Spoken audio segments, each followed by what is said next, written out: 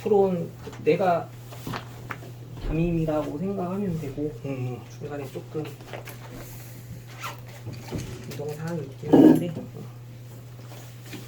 이해 좀 해주세요.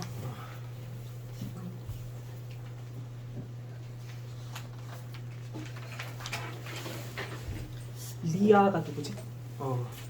예준이? 리아, 예준이, 유나, 승혁이, 유빈이, 지우, 지효, 동환이, 동훈이 왔니? 없지.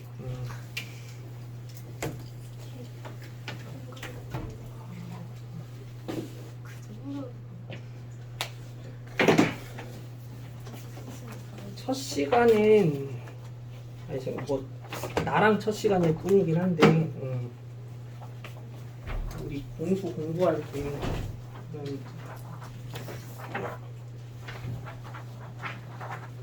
상위권 친구들은 이 정도 개념들을 유용하게 써먹어줬으면 좋겠다 싶은 것들 정리해놓은 거고 숙제 풀이는 다음 시간에 좀 한꺼번에 해보고 오늘은 여기 있는 내용들 한번 같이 쭉 정리해보는 시간 가져볼게요. 미안해. 아 이게 남반이구나. 동훈이 맞아? 동훈이도 요거 프린트 하자.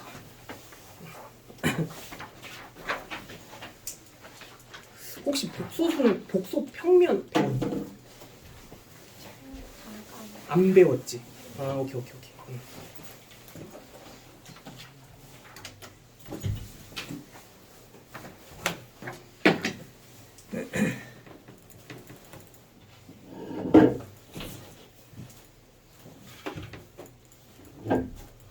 거기 프린트 빈칸 뭐 하나하나씩 같이 천천히 채워 나가면서 내용 정리 쭉 해보도록 할게요.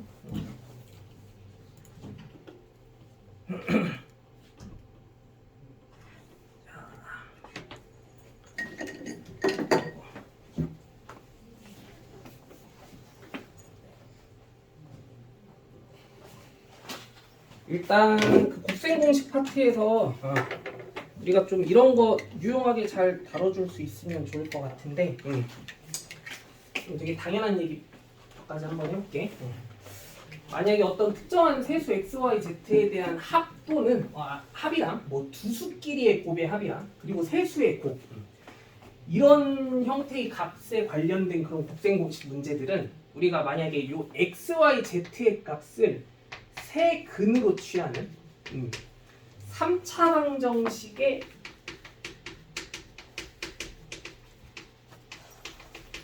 뭐를 활용해 주면은 문제를 조금 되게 특별하게 해석해 줄 수 있게 되냐면 근과 계수와의 관계 있지.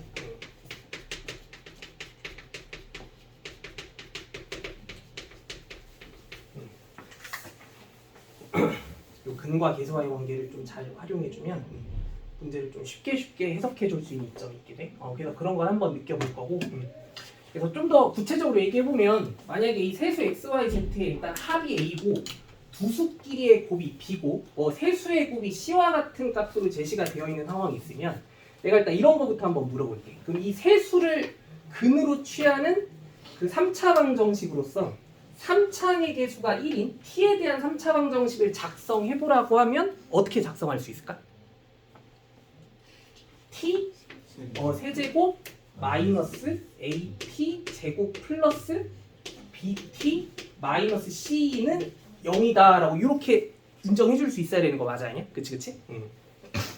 근데 이제 우리가 이 t에 대한 3차 방정식의 세 근을 누구로 다루고자 하는 상황이라는 거야? x, y, z로 다루고자 하는 상황이라는 거잖아. 그러면 이렇게 작성한 3차 방정식의 요 좌변에 있는 3차식 요 3차식의 정체가 뭐구나라는 것도 느껴져야 돼. 요 t세제곱 마이너스 at제곱 플러스 bt 플러스 c라는 3차식의 정체가 뭐구나라는 것도 느껴져야 되는 상황일까? 무슨 정리에 의해서? 인수 정리에 의해서 얘가 누구를 인수로 취하는 3차식이 된다는 게 느껴져야 돼. 그렇지. T마 X랑 T마 Y랑 T마 Z를 인수로 가지게 되는 3차식이 되는구나라는 게 당연하게 느껴질 수 있어야 돼. 그치 그치? 응. 그러면 이제 이 사실을 이용하면 우리가 여태까지 풀었던 그 곱셈 공식 문제들을 조금 더 살짝 다른 각도에서 이해해 볼 수 있는 상황도 생기게 되는 거고, 여기 예제 문제들 몇 가지 한번 확인해 볼게. 거기 1번 문제 봐봐. 뭐 되게 흔한 문제긴 한데 x뿔 y뿔 z가 1이고 두 수끼리의 곱의 합이 -2고 그리고 세 수의 곱이 5인 이런 x, y, z에 대해서 이런 형태의 식의값 구하라고 하면 이제 방금 배웠던 이론을 이용해서 어떤 식으로 해결을 좀 해줄 수 있게 되냐면, 우리가 이 세수 x, y, z를 세근으로 취하는 t에 대한 3차 방정식을 작성할 줄 알잖아. 어떻게? t 세제곱 마이너스 t제곱 마이너스 2t 마이너스 5, 얘가 뭐가 된다라는 걸 생각해 줄 수 있게 되면 t마 x, t마 y, t마 z구나라는 걸 인정해 줄 수 있게 되면 이 식의값을 한번 이 사실에 의해서 계산해 보라고 하면 이 좌변에 있는 t에 대한 3차식에다가 얼마를 대입한 값과 연관이 깊다라는 게 느껴져야 돼. 3을 대입한 값. 여기다가 3을 대입한 값에 사실 무슨 차이는 생기겠어? 부호 차이는 생긴다라는 거 느껴지지? 여기다가 얼마 대입한? 3 대입한 값에 마이너스 붙인 값이 정답이구나. 이런 식으로도 볼 줄 알면 좋겠다라는 거. 이거 지금 이해돼 안 돼? 오케이? 그래서 이럴 때 일단 되게 조금 나름 유용하게 써먹히는 그런 이론이다라고 생각해 주면 좋을 것 같고. 근데 사실 뭐 정석적인 해석도 절대 나쁜 방법은 아니기도 하고 뭐 어렵지도 않기는 하지만 이런 각도로도 좀 볼 줄 알면 좋겠다라는 거야. 이거 뭔 얘기인지 이해되죠? 그럼 2번 같은 것도 사실 상황이 좀 나름 익숙하지. 이거 일단은 이 첫 번째 조건이랑 두 번째 조건 이용하게 되면 우리가 뭐는 바로 구할 수 있구나라는 게 단번에 딱 느껴질 수 있어야 돼. 그 두 개끼리 곱의 합은 일단 바로 판단할 수 있구나라는 거 느껴지지. 그럼 이 세 가지 조건 이용하면 위에서처럼 충분히 뭐 작성할 수 있어? 이 세 수를 근으로 갖는 t에 대한 3차 방정식 바로 작성할 수 있다는 거 느껴지지, 그치? 그럼 그 t에 대한 3차 방정식 한번 작성해 본다고 치면 일단 이거 얼마겠니 얘들아? 두 수끼리의 곱의 합이 얼마야? 요거는 그래도 계산 어느 정도 해줘야 되는 게 필요해 보이는 부분이고, 여기 제곱한 식에다가 이거의 2배를 뺀 게 3이 돼야 되잖아. 그럼 얘는 얼마야? 2분의 1이죠? 그러면 그 t에 대한 3차 방정식을 이제 t 세제곱 마이너스 2t제곱 플러스 2분의 1t 그리고 마지막으로 마이너스 1이다라고 이렇게 작성을 해주게 되면 우리가 얘가 분명히 뭐라는 걸 인정해 줄 수 있으니까 t마 x랑 t마 y랑 t마 z의 곱의식이구나라는 걸 인정해 줄 수 있게 되니까, 그럼 이 식의값을 구하라는 거는 이제 출제자 의도가 뭐다라는 거는 우리가 이거는 많이 익숙해. 이렇게 막 문자들로만 구성되어 있는 식들이 곱구하라고 하는 건 이거는 처음에 조금 되게 부담스럽다고 느껴져야 되는 해석이 일반적이었지. 그래서 여기서 뭐 하나를 줄여나갈 수 있었어야 돼. 문자의 표현을 하나하나씩 좀 줄여나갈 수 있어야 되는 해석이 필요했던 거 기억나? 어디로부터? 여기로부터. 얘네들을 누구로 변신시킬 수 있었어야 돼? 2마 z, 2마 x, 2마 y. 그럼 얘는 결국 뭐 구하라는 얘기니까? 여기다 얼마 대입한 값? 2대입한 값 구하라는 얘기니까 여기다가 2대입한 값이 얘구나라는 것도 직관적으로 바로 받아들일 수 있어야 되는 부분이라는 거. 이거 다 이해되지? 그럼 이제 더 어려운 거 한번 연습해 볼게. 이게 이럴 때 좀 더 큰 위력을 발휘해. 거기 3번 문제 잠깐 시간 줘볼 테니까 일단 각자 생각대로 문제 풀어보고 얘기 나눠보자.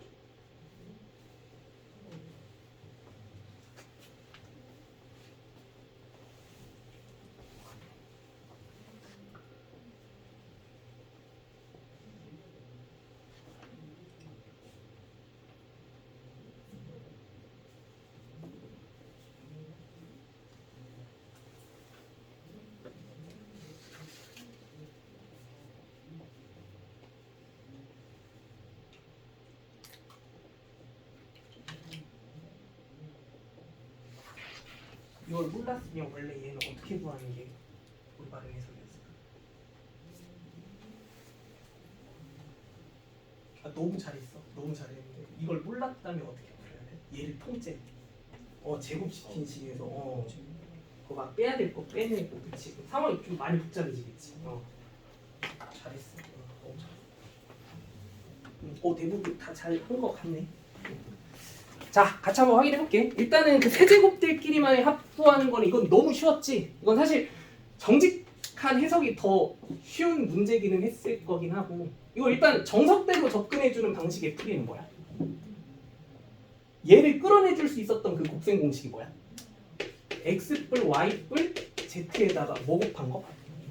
x제곱 더하기 y제곱 더하기 z제곱 마이너스 xy 마이너스 yz 마이너스 zx 뒤에다가 뭐 하나만 더 덧붙여주면 플러스 3xyz만 더 덧붙여주면 얘랑 얘가 식이 같아진다라는 거 인정해줄 수 있어야지. 근데 얘가 애초에 얼마라고 제시를 해줬기 때문에 0이라고 제시를 해줬기 때문에 3xyz가 얘구나라고 생각해주면 되는, 그치?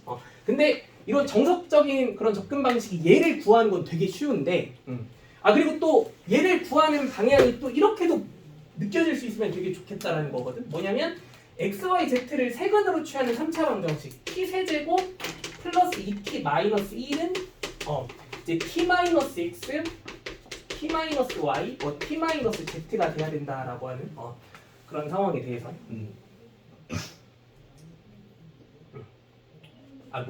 그리고 또 이제 얘가 0이 돼야 된다라고 한 이런 상황에 대해서 우리가 그 x 세제곱 플러스 2x 마이너스 1이 뭐라는 거를 는 0 붙일 필요가 없고 그러면 이 3차 방정식의 색은 이제 x, y, z가 돼야 된다라고 한 입장이라고 하면 얘가 는 0이 돼야 되는 3차 방정식의 색은 그러면 x 세제곱 플러스 2x 마이너스 1이 뭐다라는 게 느껴져야 돼? 0이 돼야만 한다라는 거 느껴져야 되는 거 맞아 아니야? 그럼 x만 그렇겠어? 누구도? y랑 z를 대입한 식도 모조리 다 그렇구나라는 게 느껴져야 되는 거 맞아 아니야? 그럼 거기에서 구조적으로 우리가 3차 항에 대한 식을 몇 차 항으로 바꾸는 게 되게 용이하다라는 게 느껴져야 돼?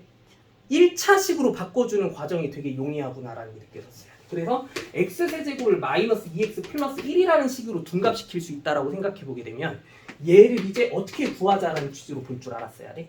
마이너스 2x 플러스 1과 마이너스 2y 플러스 1과 마이너스 2z 플러스 1의 합의식으로 생각해보자.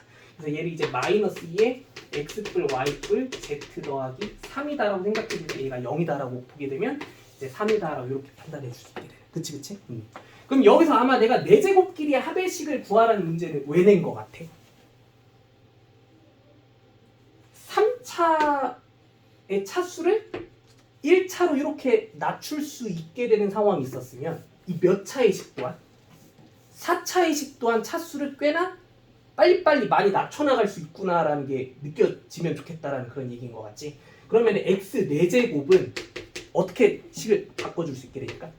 마이너스 2x제곱 플러스 x라는 식으로도 바꿔줄 수 있게 될 거니까 그럼 이 4제곱들의 합의식을 이제 몇 차식들의 합의식으로 2차식들의 합의식으로 그렇게 조금 살짝 바꿔가지고 계산을 해주게 되는 그런 입장이 있었다는 거.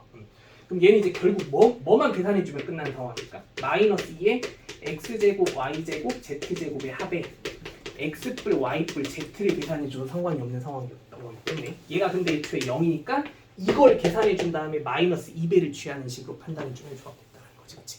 근데 만약에 이런 식의 접근 방식을 몰랐으면 이거 어떻게 구해야 돼? 이 4제곱끼리의 합의식 되게 정직하게 구한다고 하면 일단 이거 구하는 거는 필수적인 것 같지? 이건 어떤 상황에서든지 무조건 구해야 되는 상황 같지? 근데 아무튼 나오잖아?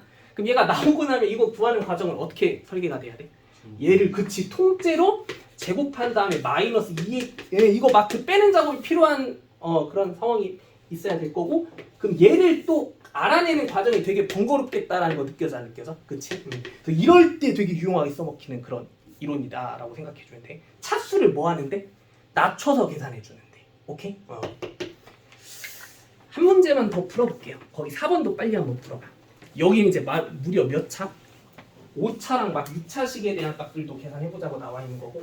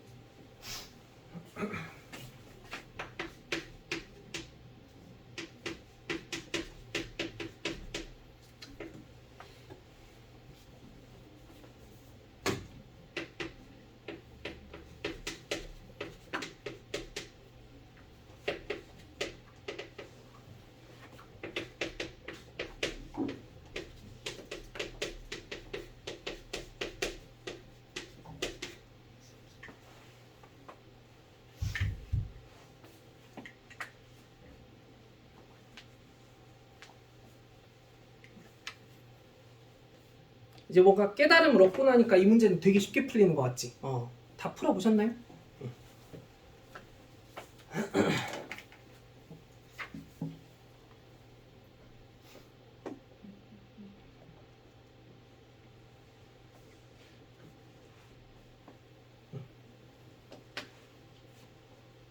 자, 같이 한번 확인해 볼게.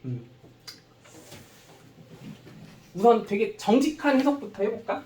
우선은 뭐 이 세 가지 조건들로부터 우리가 반드시 얻어내야 되는 정보겠다 싶은 두 가지 식들이 얘랑 얘일 텐데, 근데 일단 얘랑 얘를 얻어내고 난 다음에 일단 이 5제곱식들의 합의 값을 엄청 정직하게 계산해 나간다고 생각해주면 이건 어떻게 설계가 되는 게 일반적이야? 엄청 정직한 풀이로 가게 되면 제곱끼리만의 합의식과 몇 제곱끼리? 세 제곱끼리만의 합의식을 서로 곱하는 전개식으로부터 얘를 끌어내보려는 시도가 되게 그냥 일반적인 시도다라고 생각해 볼 수 있어야 되는 거지, 그치? 근데 여기서도 그러면 얘네 끄집어내고 나면 빼내야 될 식이 굉장히 뭐해져? 복잡하고 번거로워진다라는 거 느껴져 안 느껴져, 그치?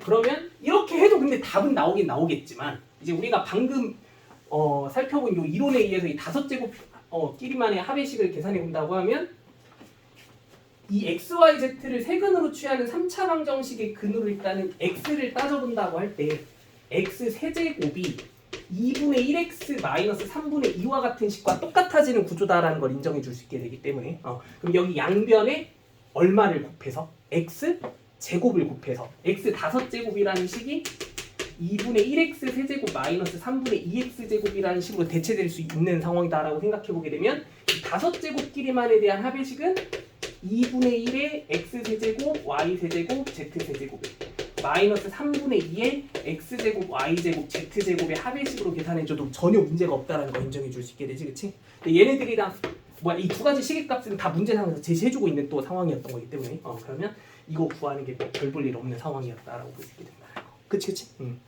6제곱도 뭐 똑같이 차수만 뭐해서 깔끔하게 낮춰가지고, 그치? 그래서 다시 한번 이런 문제는 이제 차수를 낮춰서 계산해 주는데 되게 용이한 이론이다라고 볼 줄 알아야 되는 거고, 그러면 응용 버전으로 이런 것도 생각해 볼 수 있어요. x뿔 y가 10이고 xy가 뭐 마이너스 5인 이런 두 가지 조건에 대해서 x 10 그래 x 10제곱 더하기 y 10제곱과 같은 이런 건 조금 문제가 너무 과하고 억지스러운 부분이 없지 않아 있긴 한데, 그럼 이런 걸 구해보라고 하면 너희들이 여기서도 뭔가 깨달음이 있기는 해야 돼. 이거 어떻게 구할 수 있을까? 그렇지. x, y를 뭐로 취하는? 두근으로 취하는 무슨 방정식?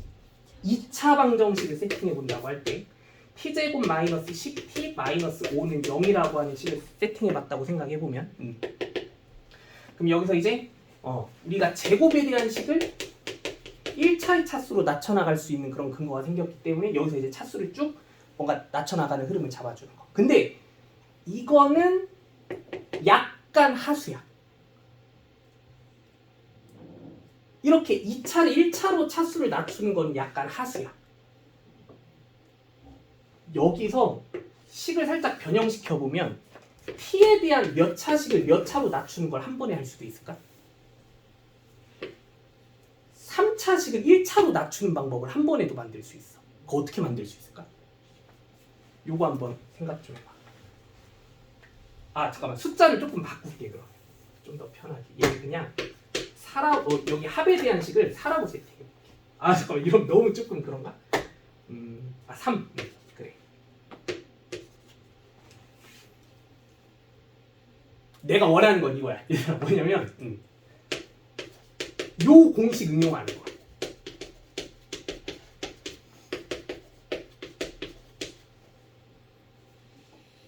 그러면 여기다가 먼지거리 하면 그치, 느낌 오지? 얘를 9로 바꿔주는 거야. 그럼 얘가 이제 우변의 식이 뭐랑 똑같아져야 돼? 14랑 똑같아져야 되지? 그럼 여기 양변에 얼마를 곱해주면? t 플러스 3을 곱해주면 좌변의 식이 곧바로 t 세제곱 마이너스 t 플러스 27이 됐다고 얘기했을 때 t에 대한 몇 차항의 식을? 3차항에 대한 식을 바로 몇 차로 낮출 수 있어? 1차로 낮출 수 있게 되지. 그치? 그럼 그 t에 대한 3차항이 1차로 낮춰졌을 때 양변을 이제 통째로 몇 제곱하면? 세제곱하면 9차를 3차로 만들 수 있고, 근데 3차가 또 결국 1차가 되는 거니까 9차식을 1차로 바로 만들어낼 수 있게 되는 거 맞아 아니야? 그치? 그럼 거기에 또 1차식을 한 번만 더 곱해서 이제 10차까지 가지게 되면 되는 거. 뭐 이런 식으로. 이거 지금 이해되니? 이제 이런 생각도 조금 자연스럽게 잘 받아들일 수 있으면 되게 좋겠다라는 거. 자, 다음 쪽으로 가볼게요.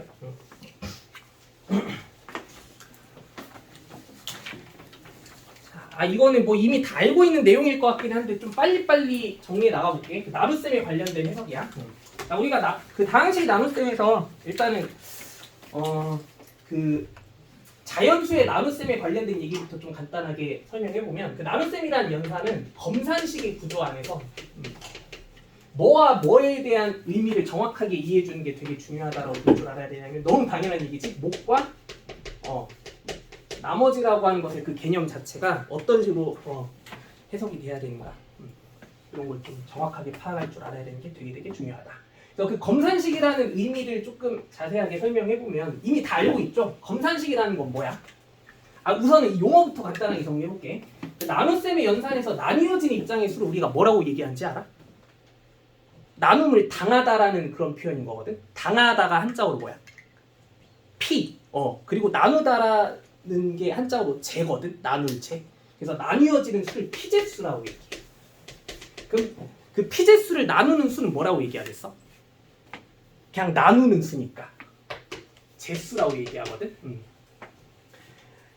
그럼 여기서 일단은 그 피재수를 A라고 얘기하고, 그리고 재수를 B라고 얘기해봤을 때 그 A 나누기 B라고 하는 나눗셈에 대한 연산에 대한 그 검산식이라고 하는 건 그 개념 자체가 이렇다는 거 다 알고 있지? 뭐야? 그 재수 곱하기 목 더하기 나머지에 대한 계산으로 그렇게 설정이 돼야 된다는 수식. 이런 걸 이제 우리가 검산식이다라고 얘기한다라는 거 알고 계셔야 되는데, 이러한 관계식을 검산식이라고 한다. 그렇죠? 이거 빨리빨리 적어갈 수 있지?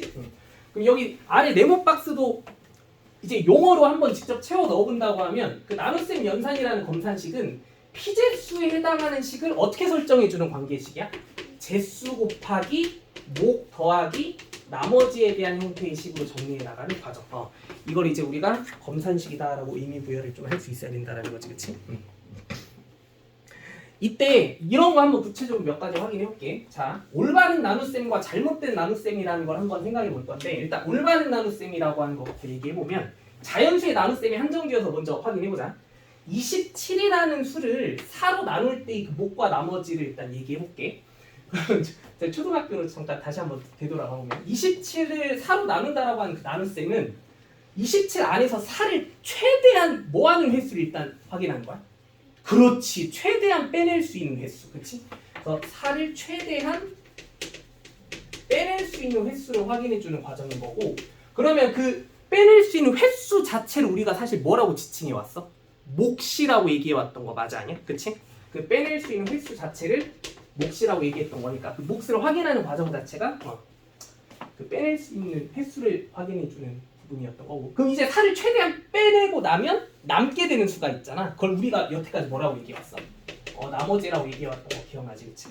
그러면 올바른 나눗셈에서는 그 나눗셈이 올바르게 진행이 됐다고 하면 제수와 나머지 사이의 대소관계는 당연히 누가 더 커야 돼? 제수가 더 커야지. 그래서 제수 쪽이 나머지보다 무조건 커야 되는 관계가 돼야 된다라는 거 인정해 줄 수 있어야 돼. 그러면 이제 27을 4로 나누는 그 나눗셈의 과정에서 4는 최대한 6번 빼낼 수 있고, 그럼 남게 되는 수는 3이니까 몫은 6이고 나머지는 3이겠구나라고 생각해 줄 수 있어야 되는 거고. 그러면 이게 올바른 나눗셈에 대한 연산의 결과일 거고, 그 올바른 나눗셈에 대한 연산을 이제 검산식으로 나타내 준다고 하면 4 곱하기 6 더하기 3이라고 생각해 줘야 되는 게 당연하다는 거죠. 그렇죠? 다음 쪽으로 가볼게.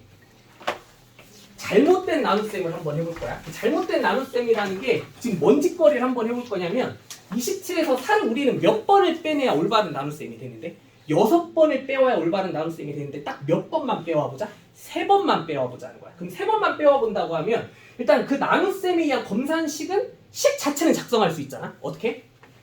4 곱하기 3에다가 남아있는 수를 더한다. 그럼 그 남게 되는 수가 얼마야? 15죠? 그러면 이 검산식은 지금 이 나머지에 해당하는 수가 누구보다 지금 큰 상황이야? 제수보다 당연히 큰 상황이지. 그럼 얘는 분명히 잘못된 나눗셈에 의한 잘못된 검산식인 거 맞아 아니야? 얘는 잘못된 검산식이야. 그럼 우리가 이런 만약에 잘못된 검산식을 딱 마주했을 때 그 잘못된 검산식으로부터 올바른 나눗셈에 의한 검산식으로 다시 뭐 해주고 싶다면? 되돌려 놓고 싶다고 생각이 되지 않아? 그럼 되돌려 놓고 싶다고 하면 어떤 조치를 취해줘야 되는지 한번 생각해 본다고 하면 얘가 잘못된 나눗셈이 가장 큰 이유가 뭐야? 4를 최대한 빼와야 되는데 조금 덜 빼와서 그런 거잖아. 그러면은 그 나머지 쪽에서 4를 더 뭐 할 수 있다고 생각해야 돼? 더 빼와야 된다고 생각해야 되는 거 맞아 아니? 그러면 그 나머지에 해당하는 수 자체를 4로 더 뭐 해줘야 되는 게 맞다? 나눠줘야 되는 게 맞다. 즉 4를 더 빼와줘야 되는 부분이 맞다. 그러면 이 잘못된 검산식상에서 잘못된 뭐에서? 나머지에서 우리가 4를 추가적으로 더 빼내와야 얘를 올바른 검산식으로 다시 되돌려 놓을 수 있게 되는 상황을 만들어줄 수 있다는 거고, 그럼 그 얘기가 결국은 15를 4로 더 뭐 해야 된다는 얘기인 거니까 나누어 줘야 된다는 얘기니까 이 15라는 수 자체를 어떻게 다룰 줄 알아야 돼? 15라는 수 자체를 4로 또 뭐 해주는? 나누어주는 연산이 더 진행이 돼야 된다. 그러면 여기서 이 15 자체가 4로 나뉘어졌을 때의 또 무슨 식을 더 작성해줘야 되는 게 맞아? 검산식을 또 작성해줘야 되는 게 맞겠구나라고 생각해봐야 되는 거지. 그럼 15를 4로 나누었을 때의 올바른 검산식 4 곱하기 3 더하기 3과의 합의식으로 정리해보겠다라고 하면 그럼 결국 여기서 4 곱하기 3이 자기들끼리 서로 더해지면서 4 곱하기 3 더하기 3 더하기 3이라는 식이 돼서 이제 얘가 4 곱하기 6 더하기 3과 같은 식으로 비로소 이제 뭐로 다시 되돌아갈 수 있었다? 올바른 나눗셈의 검산식으로 되돌아갈 수 있었다는 얘기인 거야. 이 구조가 별거 아닌 것 같지만 정말 중요해. 그래서 괜히 얘기하는 게 아니라는 거. 그래가지고 우리가 앞으로 나눗셈의 검산식을 작성을 해봤을 때 만약에 어떤 상황을 마주하게 된다고 하면 뭐가? 나머지가 누구보다 큰 상황? 제수보다 큰 이런 잘못된 검산식의 상황을 마주하게 된다고 하면 얘는 잘못된 나눗셈에 의한 검산식으로 목과 나머지의 설정이 당연히 잘못됐구나라는 거를 확실하게 받아들일 줄 아셔야겠다라는 거지. 그럼 이런 잘못된 검산식을 이제 우리가 자꾸 뭐로 다시 되돌려 놔보려는 생각이 좀 필요하다? 올바른 검산식으로. 근데 이런 것도 빨리 생각해 볼게. 이번에는 27에서 4를 너무 과하게 많이 빼오는 거. 무려 몇 번? 9번이나 빼오는 이런 나눗셈을 진행했다고 치면 그럼 얘는 4 곱하기 9에 얼마를 더해주는 계산 과정이 돼야 돼? 마이너스 얼마야? 36. 굳이.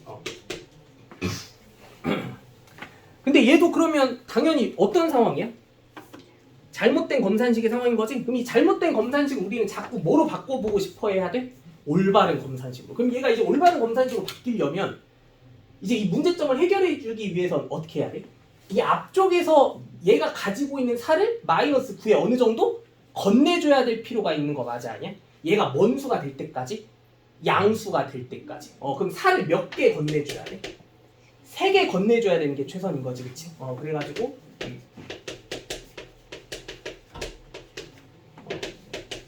사실 중간 과정 하나를 좀 생략해서 바로 이렇게 정리해 본다고 생각해주면 괜찮을 것 같아, 그치?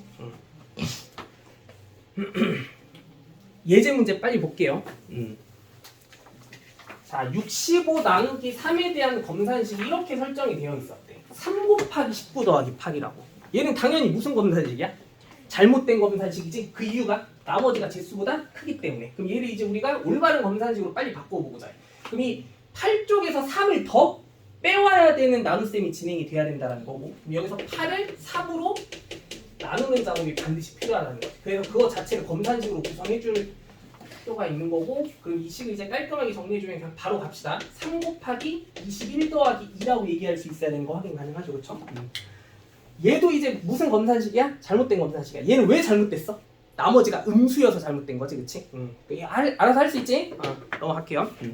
근데 이제 그러면 이 얘기를 다항식의 나눗셈에 관한 상황이랑 또 연계를 좀 해보면, gx를 fx로 나누는 그 다항식의 나눗셈이 있을 때, 여기서도 이제 그 목세 다항식을 qx 나머지는 rx라고 표현해주게 되면 검산식 자체는 일단 fx qx 더하기 rx일 거잖아. 근데 다항식의 나눗셈이라고 하는 건 그 자연수의 나눗셈 상에서 제수와 나머지 사이의 관계가 제수가 나머지보다 더 커야 된다라는 의미가, 다항식의 나눗셈에서는 그 제수에 해당하는 식과 나머지에 해당하는 식이 뭐의 대소관계를 비교하는 관계로 구성이 돼 있어? 차수, 그치? 그래서 차수가 더 제수 쪽이 커야 된다라고 하는 의미가 세팅이 돼야 한다라는 거 알고 있지? 그러면 다항식의 나눗셈 상에서도 이거는 딱 봐도 잘못된 검산식이다라고 느껴지는 것들을 이제 다 뭐로 바꿔보자? 올바른 검산식들로 한번 바꿔볼 거야. 이거 잘못된 검산식이야? 올바른 검산식이야? 잘못된 검산식이지? 왜? 나머지에 해당하는 식이 제수에 해당하는 식보다 차수가 더 높은 상태이기 때문에. 그럼 얘를 우리가 뭐로 다시 되돌려 놓고자 해? 올바른 검산식으로. 그러면 이 나머지에 해당하는 다항식을 뭐 해주는 게 맞겠어? 제수에 해당하는 다항식으로 더 나누어줘야 되는 작업이 필요하구나라고 생각해줘야 되는 거 맞아요? 그치? 그럼 그 작업이 어떻게 돼? x제곱 플러스 1이 x-1로 나뉘었을 때의 그 검산식이 세팅돼야 되는 식으로 바뀌어야 되는 게 맞는 거지, 그치? 그리고 뭐 나오니 얘들아? x 플러스 1 나오는 거 느껴져. 그리고 나머지가 플러스 2가 돼야 되는 것도 확인 가능하지. 그래서 얘가 이제 x-1에 3x제곱 플러스 x 플러스 1에 이제 이 차수가 너무 높게 설정된 이 잘못된 나머지의 식을 x-1에 x 플러스 1 더하기 2라는 식으로 그렇게 확실하게 정리를 해주게 된다고 하면 요 식과 요 식이 이제 x-1이라고 하는 그 제수에 해당하는 식을 얘와 얘의 합의 식만큼 가지고 있게 된 거니까 3x제곱 더하기 2x 플러스 2에 x-1이 더해진 식에 2를 더하는 올바른 검산식으로 다시 정리해 줄 수 있게 된다라고 볼 줄 알아야 된다는 거야. 알겠지? 이것도 똑같이 할 수 있겠지? 그럼 이제 문제 풀어볼게요. 자, 거기 예제 문제 1번 빨리 풀어. 첫 번째 예제.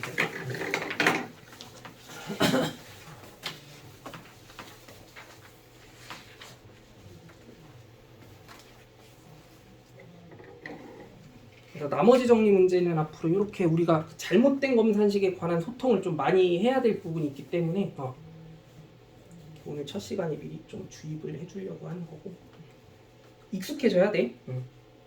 내가 하는 말이.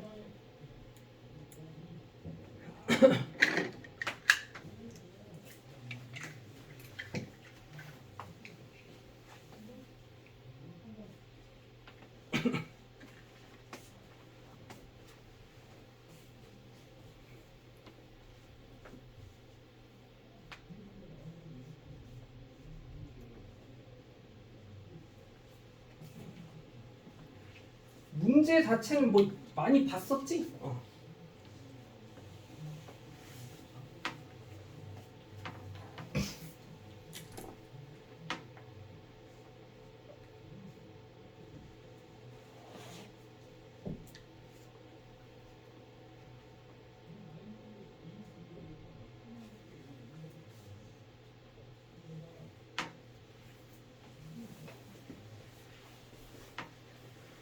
다 풀어보셨나요? 자, 같이 한번 확인해 볼게. 자, 일단은 이 px라는 다항식이 x 플러스 1로 나뉘어졌을 때 그 목과 뭔가 나머지에 대한 언급이 나와 있는 상태니까 이런 조건을 보자마자 무슨 식을 빨리빨리 설정해 나가면서 얘기해 나갈 수 있어야 돼? 검산식, 그치? 그래서 일단 px에 대한 의미가 x 플러스 1 qx 더하기 r이구나 라고 바로 생각해 볼 수 있어야 되는 상황이었던 거고, 그럼 이제 문제에서 묻고 있는 게 x제곱 px라는 식을 이 x 플러스 1로 나눈 목과 나머지에 대해서 얘기를 해봐야 되는 상황이기 때문에 이 식의 표현 자체가 필요한 입장인 거지, 그치? 근데 px에 대한 정보는 여기 검산식에서밖에 확인을 해줄 수가 없는 상황이었으니까 이 양변에 뭐를 곱해서 x제곱을 곱해서 얘를 만들어주는 게 적절한 판단이었다라고 볼 수 있었어야 했던 거잖아. 그러면 x제곱을 이제 양변에 곱해주는 순간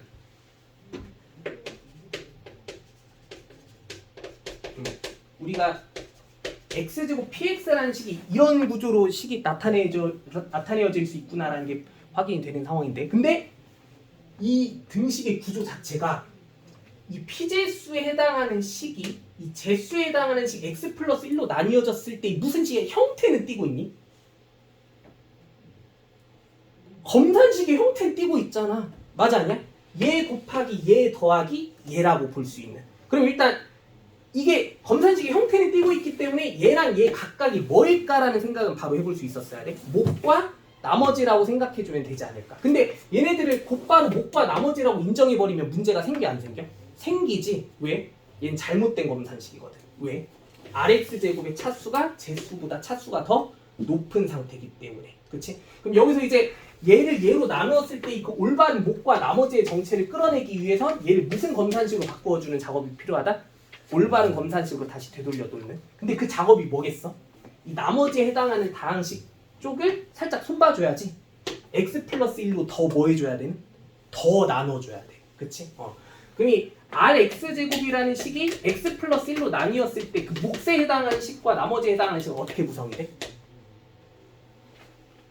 몫은 뭐야 얘들?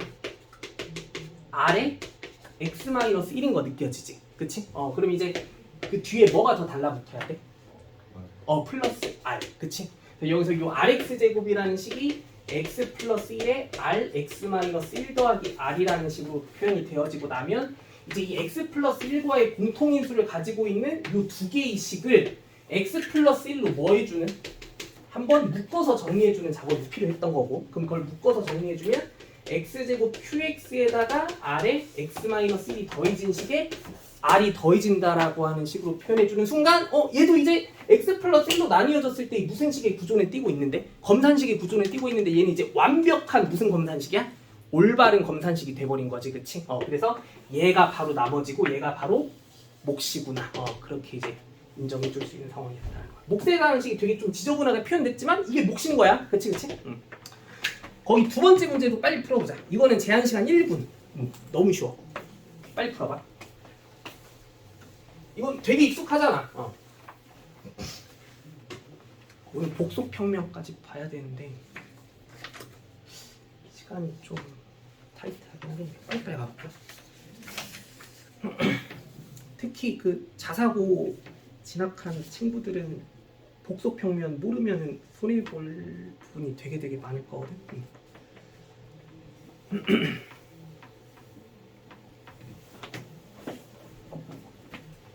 다 풀어보셨죠? 자, 봅시다. 다항식의 나눗셈을 활용하라는 힌트까지 제시해줬지. 그러면 이렇게 우리가 다항식의 나눗셈을 이용해서 뭔가 되게 크다고 느껴지는, 뭐 크지 않아도 그냥 상황 자체가 복잡하다고 느껴지는 그 자연수의 나눗셈에 대한 얘기를 이제 다항식의 나눗셈으로 문제를 풀어보겠다고 하면 문자의 힘을 좀 빌어가지고 일단 해석을 해보자는 얘기잖아. 그럼 요 2024라는 숫자를 x라는 문자로 치환을 해준다고 생각해보면 일단 누구를 누구로 나누는 나눗셈부터 생각해보자. x 세제곱을 누구로? x 플러스 2로 나누는 나눗셈의 계산 과정을 먼저 생각해보자라는 거고, 그러면 그 목과 나머지에 해당하는 식을 이렇게 설정했다고 치면은 이 나머지가 뭐로 구성이 돼버려? 마이너스 8이라는 상수가 돼야 된다는 건 다 납득할 수 있어야 되는 거잖아, 그렇지? 근데 우리는 다항식의 나눗셈의 나머지가 아닌 무슨 수의 나눗셈의 나머지를 판단하고자 하는 상황이야? 자연수의 나눗셈의 나머지를 판단하고자 하는 상황이잖아. 그럼 이 x가 다시 누구로 원상복귀가 돼야 돼? 2024라는 자연수로 다시 원상복귀가 돼야 되는 거지, 그렇지? 그럼 얘가 이제 다시 자연수의 나눗셈의 상황으로 되돌아오고 나면은 얘는 이제 자연수의 나눗셈의 검산식으로 바라봐야 되는 상황인데 얘는 자연수의 나눗셈의 검산식으로 보면 무슨 검산식이야? 잘못된 검산식이지. 나머지가 원수로 세팅이 되어 있기 때문에 음수로 세팅이 되어 있기 때문에. 그럼 얘를 이제 무슨 검산식으로 다시 되돌려 놓으려면 올바른 검산식으로 되돌려 놓으려면 2026이라고 하는 그 제수에 해당하는 숫자를 요놈한테 조금 더 나눠줘야 된다는 얘기지. 그럼 몇 개만 나눠주면 끝나? 한 개만 나누어주면 게임 끝이지. 그럼 여기다가 2026을 더한 게 나머지구나라고 그렇게 볼 줄 알아야 된다는 거야. 너무 쉽죠? 이것도 되게 쉬운 문제인데 빨리 한번 풀어봐. 제한 시간 1분이에요.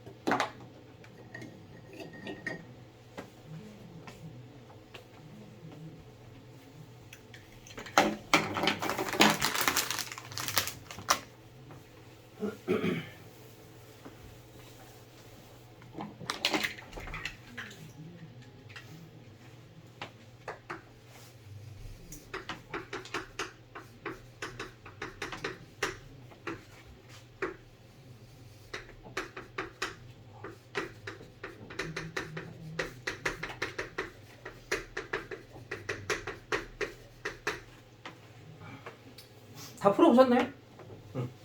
자, 같이 한번 확인해볼게. fx를 x-1로 나눈 나머지가 3이래. 그럼 이런 조건은 우리가 그냥 단순하게 뭘 이용하라는 조건으로 받아들여야 돼? f1이 3이다라고 하는 딱 그 정도의 느낌으로만. 그치? 그 뒤에 이제 또 뭐 x제곱 플러스 1로 나눈 나머지가 x-1이라고 하는 얘기는 검산식으로 상황을 좀 들여다볼 줄 알아야 되겠지? 그래서 얘는 이제 검산식으로 조건을 한번 정리해본 거고. 그럼 이랬을 때 이 두 가지 얘기만을 이용해서 우리가 fx를 x제곱 플러스 1의 x-1과의 도배식으로 식을 나눈 그 나머지를 판단해줘야 되는 게 최종 목표잖아. 이 3차식으로 나눈 나머지, 그치? 그럼 그 3차식으로 나눈 나머지라고 하면 그 나머지의 형식은 2차 이하의 구조를 띠게 될 테니까 걔를 그냥 미지의 다항식 ax제곱 플러스 bx 플러스 c라고 놓게 되면 얘가 도대체 어떻게 설정이 돼야 되겠느냐 이걸 한번 따져보자라고 하는, 그치? 그럼 내가 방금 설명해준 이제 우리가 그 잘못된 검산식, 올바른 검산식 사이의 관계를 생각해 본다고 하면 이 문제도 이제 어떻게 생각을 해줘야 되는지가 바로 보여야 돼. 어떻게? 우리가 fx가 누구로 나뉘어졌을 때 이 뭐를 알아? x제곱 플러스 1로 나뉘어졌을 때 이 올바른 나머지를 정확히 알고 있지. 맞아 아니야? 그치? 그러면 일단은 얘로 나뉘어졌을 때 그 나머지를 구하기 위해서 검산식을 이렇게 작성해 봤을 때 우리가 이 식의 구조를 한번 생각해 본다고 하면 얘도 나름 누구로 나뉘어졌을 때 이 검산식의 구조로도 볼 수 있어. 얘로 나뉘어진 검산식의 구조도 되지만 얘로 나뉘어진 검산식의 구조도 띄고 있지. 그럼 얘를 만약에 얘로 나뉘어진 검산식의 구조로 본다면 얘가 만약에 몇 차식의 상황이라면? 2차식의 상황이라면 얘는 무슨 검산식이야? 잘못된 검산식이지. 그럼 우리가 요 놈은 여기에서 얘를 더 뭐 해줘야 되는 작업이 필요하구나라는 게 당연하게 느껴져야 돼. 더 빼내줘야 되는 작업이 필요하구나. 그치? 그럼 여기에서 x제곱 플러스 1이 몇 개만큼 더 빠져나와야 되고 a개만큼 더 빠져나와야 되고 그럼 a개만큼 빠져나왔을 때 살아남게 되는 올바른 나머지가 누구니까? x-1이니까 얘의 정체가 필연적으로 얘가 돼야만 하는구나라고 그렇게 받아들일 줄 아셨다는 거야. 그럼 여기서 누구만 결정해주면 끝? A. 근데 그 A는 당연히 F1이 3이라는 거 이용해주는 순간 바로 나올 수 있겠다. 그치? 자, 다음 쪽으로 가볼게요. 교대식의 인수분해라고 해서 이것도 요즘에는 막 엄청나게 중요하지는 않지만 그래도 한번 정리를 해볼게. 대칭식, 교대식 뭐 이런 용어 들어봤니? 한 번도 안 들어봤나? 자, 빨리 볼게요. 일단 대칭식이라는 그 개념부터 얘기해 볼 건데 그 여러 개의 문자로 구성된 다항식에서 임의의 두 문자끼리의 위치를 바꾸어요.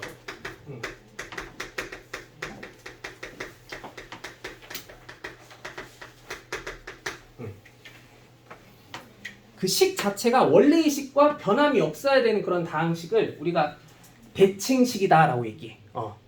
근데 여기 고등수학에서는 사실 문자가 4개 이상으로 구성되는 그런 다항식까지는 절대 다루지 않게 될 거고 최대 몇 개? 3개. 그치? 그래서 3개의 변수로 구성이 되어 있는 그런 다항식에 대해서 대칭식이다라고 하는 것의 의미만 한번 부여해 본다고 하면 그리고 세 문자로 구성된 다항식의 표현을 뭐 이런 식으로 기호로 간단하게 정리해 준다는 것도 좀 받아들일 수 있으면 좋을 것 같아. 그럼 fx, y, z라고 하는 다항식이 대칭식이 되려면 어때야 돼? x랑 y가 바뀌어도 원래의 식과 같아야 된다는 거고 누구랑 누가 바뀌어도 y랑 z도 z랑 x도 그 위치가 다 바뀌어도 얘랑 똑같아야 된다는 얘기인 거야. 즉 얘가 f의 y, x, z랑도 같아야 되고 f의 z, y, x랑도 같아야 되고 f의 x, z, y랑도 식이 다 같아야 된다라고 하는 그런 의미. 그럼 예를 들어볼게. 이거 다 적었지? x제곱 플러스 y제곱 플러스 z제곱이라고 하는 이런 딱 봐도 뭔가 식 자체가 되게 단순해 보이는 이런 다항식이 주어져 있다면 이거 대칭식일까 아닐까? 당연히 대칭식이겠지. 왜? x, y, z 중 임의의 두 문자의 위치가 막 자유롭게 뭐해도 바뀌어도 원래의 식이랑 어때? 다 똑같잖아. 이런 게 대칭식이라는 거야. 근데 이런 건 어떨 것 같아? x, y 더하기 z. 택도 없지? 이 문자의 위치가 무언가가 딱 바뀌는 순간 원래의 식과 판이하게 뭐이죠? 달라지지. 그치? 그래서 이런 거 이제 대칭식이 아니더라. 이제 교대식이라는 개념으로 가볼게. 교대식은 여기서도 이제 그 2개 이상의 문자에 관한 다항식에서 두 문자의 위치를 이것저것 바꿔보는 작업을 해보자는 건데 근데 그 두 문자의 위치를 바꿨을 때 원래의 식과 거의 똑같은데 무슨 차이가 생기게 되는? 부호 차이가 생기게 되는 그런 다항식. 그걸 우리 교대식이라고 얘기할 거야. 그러니까 이제 여기 x, y, z의 그 문자의 위치들을 서로 2개씩만 아까처럼 똑같이 다 바꿔봤을 때 뭐 이런 식으로 그러면 그 식 자체가 원래의 식과 무슨 차이가 반드시 생겨야만 하는 부호 차이가 반드시 생겨야만 하는 이런 식으로 우리는 앞으로 교대식이라고 얘기할 거야. 그러면 교대식의 예시를 들어보면 이런 게 가장 대표적인 교대식이구나라는 걸 우리가 느껴볼 수 있어야 돼. 이거 교대식일까 아닐까?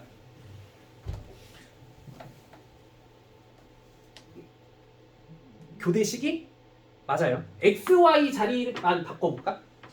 이거 x랑 y의 자리만 바꿔본다고 생각해보면 원래의 식이 일단 이런 상태지.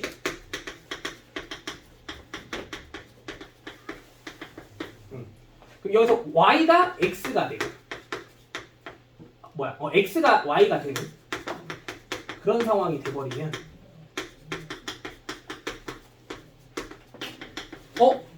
이 식과 이 식 사이의 관계가 딱 봐도 무슨 차이가 생겨버렸어? 부호 차이만 생겼지. 그럼 x, y의 자리만 바꾸는 것만 이러겠어? y, z도 그럴 거고 zx도 그러겠지. 이런 게 대표적인 교대식이야. 근데 지금 우리가 지금부터 공부해 보려는 게 뭐냐면 이 교대식을 어떻게 하는 거? 한 번에 인수분해하는 걸 배우는 거야. 오케이? 한 방에. 자, 다음 쪽으로 가볼게요. 이 3변수 교대식의 인수분해.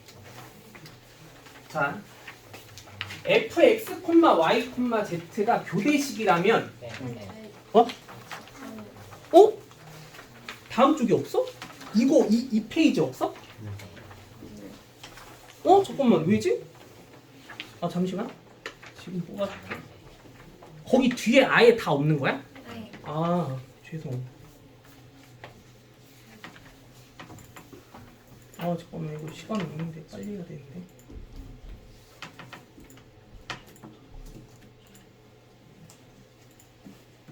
몇 쪽부터지? 8쪽.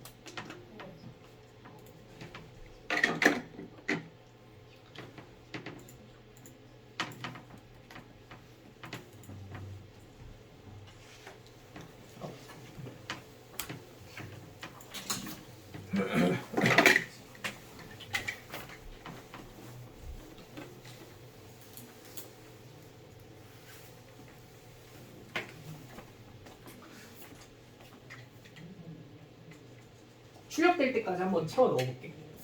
fx, y, z가 교대식이면 그 x, y 자리 바꾼 식은 x, y, z 1대2식과 무슨 차이만 있어? 도 차이만 있지, 그치?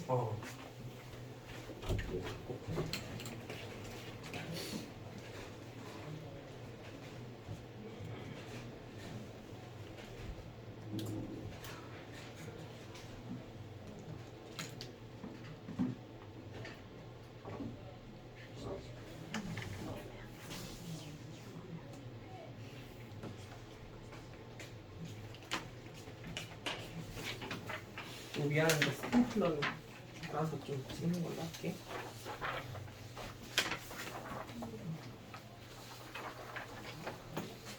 뭐 돈을 2장 받았어.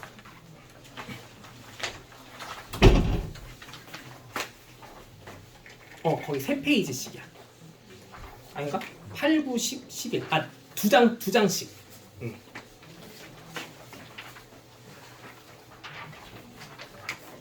자, 그러면 여기서 이제 우리가 뭘 한번 확인해 볼 거냐면, 자, 일단 이 식과 이 식은 분명 서로 완전히 같은 식이잖아. 이게 항등식이겠지? 그럼 여기서 내가 x 자리에 y를 한번 대입한다고 생각해 볼 거야. 여기까지 따라와. 그럼 일단 얘를 x 자리에 y를 대입해 본다는 시도를 하겠다는 얘기가 이게 또 무슨 소리냐면, 이 좌변의 식과 우변의 식들을 둘 다 x만에 종속된 다항식으로 보겠다는 얘기거든. 그러니까 x에 대한 다항식들로만 보겠다는 얘기야. 그 얘기가 마치 y랑 z를 일단은 무슨 취급하겠다는 느낌인 거야?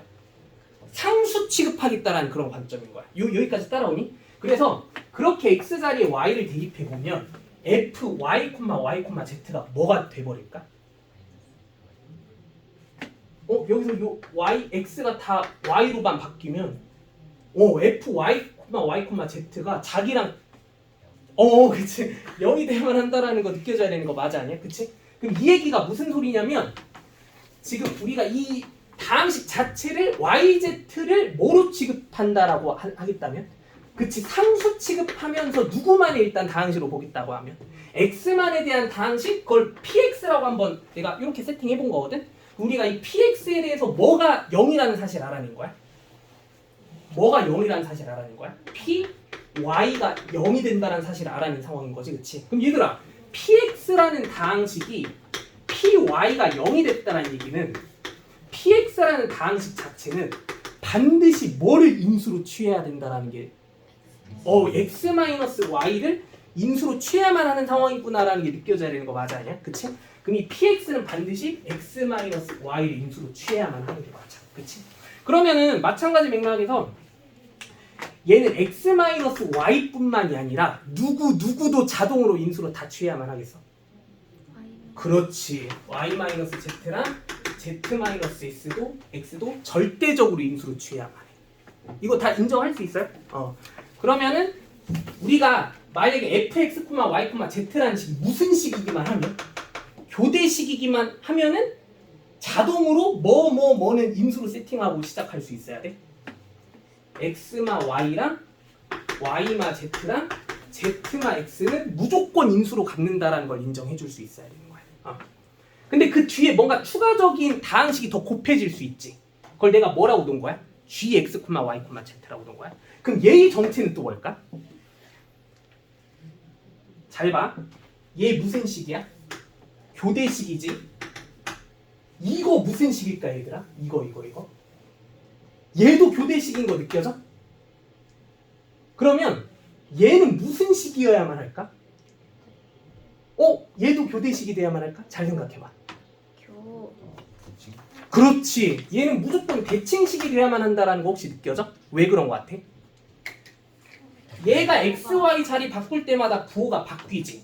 얘도 XY 자리 바꿀 때마다 부호가 바뀌지. 근데 얘마저도 무슨 식이 돼버리면? 교대식이 돼버리면 얘도 부호를 또 바꿔버리면서 결론적으로 얘가 교대식이 되지 못하게 만들어버리잖아. 이거 이해돼 안 돼? 그럼 얘는 무조건 대칭식이 돼야 된다는 게 느껴져야 돼. 그래서 이 x-y, y-z, z-x가 명백히 무슨 식이므로? 교대식이므로 그 뒤에 곱해져야 되는 다항식 gx, y, z는 반드시 대칭식이 돼야만 한다는 걸 우리가 인정해 줄 수 있어야 된다는 거. 그러면 이제 이걸 도대체 왜 배웠는지 한번 느끼게 해줄게. 1번 문제 봐봐. 이거 이제 인수분해 해볼 거야. 야 이거 아까 교대식이었어? 뭔 식이었어?